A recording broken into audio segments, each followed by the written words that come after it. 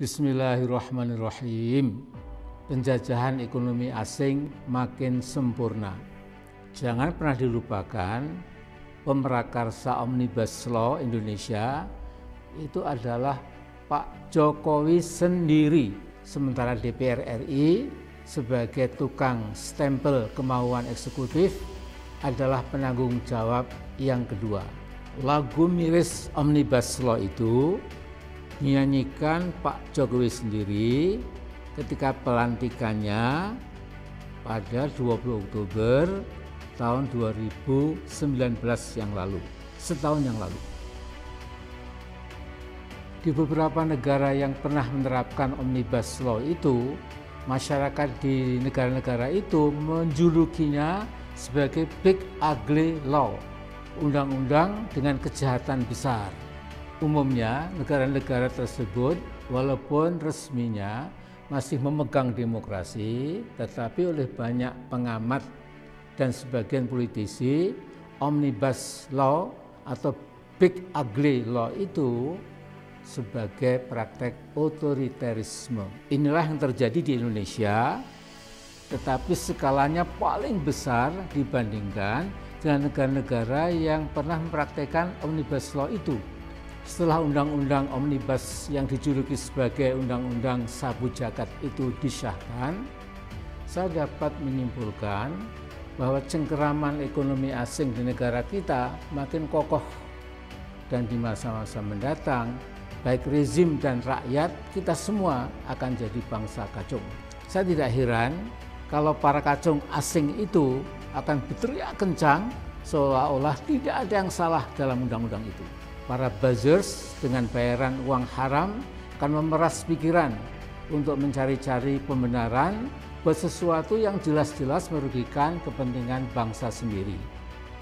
Omnibus Law adalah bukti paling akhir betapa negara dapat melakukan kezaliman multidimensional secara sekaligus. Saya tidak akan mengulangi betapa kaum buruh kita bakal lebih menderita karena outsourcing dapat menggusur kehidupan buruh sesungguhnya. Kemudian juga pesangonnya akan dikurangi, tidak ada lagi UMSK, penetapan UMK yang pasti dipersulit, tidak ada jaminan kesehatan, pemecatan buruh yang sepenuhnya menjadi hak pemodal, dan lain sebagainya. Saya akan mengangkat satu masalah yang tidak kalah penting, yaitu akan terjadi freeportisasi di semua bidang. Seluruh pemodal asing yang diharapkan berbondong-bondong datang ke Indonesia akhirnya pasti akan memeras Indonesia. Freeport-McMoRan sudah lama bercokol di Papua dan bisa berbuat apa saja seperti negara dalam negara. Dari rezim Soeharto sampai rezim Jokowi, penghancuran lingkungan, penipuan pajak, dan pelanggaran HAM tidak pernah disentuh oleh pemerintah Jakarta. Saya kadang-kadang bingung, DNA macam apakah yang sesungguhnya itu ada dalam tubuh bangsa Indonesia? Bung Karno pernah mengingatkan, Indonesia itu bangsa besar. Istilah beliau bukan bangsa kintel atau bangsa kodok. Mengapa rezim Jokowi dan DPR tega memproduksi Omnibus Law tanpa memperhatikan kepentingan rakyat? Sebagian investor global bernurani berteriak keras bahwa undang-undang bahaya itu sesungguhnya tidak diperlukan. Mengapa? Karena akan berdampak pada kehancuran lingkungan atau ekosida, menghancurkan dan membunuh lingkungan hidup.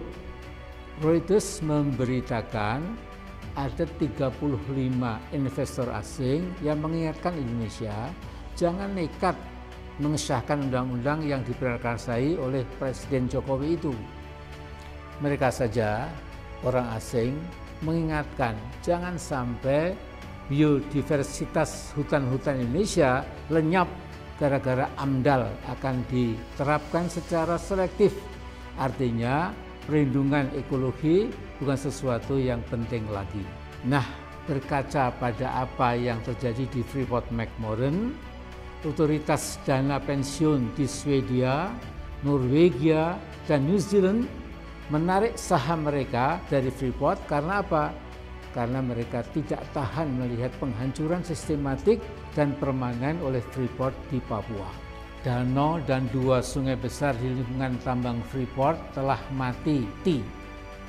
Dari rezim satu ke rezim berikutnya tidak ada protes, pernyataan, apalagi ancaman dan ultimatum terhadap Freeport.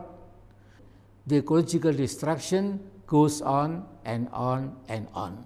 Di dalam literatur politik ada istilah deaf, dumb, and blind government. Pemerintah yang tuli, bisu, dan buta. Saya berharap rezim Jokowi jangan sampai seperti yang disindir Al-Quran, yaitu menjadi seburuk-buruk makhluk yang melata di atas muka bumi ini. Mengapa mereka tuli dan buta terhadap kebenaran? Bahkan mereka berani menantang dan melawan kebenaran. Ini ada di Al-Anfal ayat 22. Pak Jokowi, cabut segera undang-undang yang berbahaya itu. Karena Anda adalah pemrakarsa utama dan pertamanya.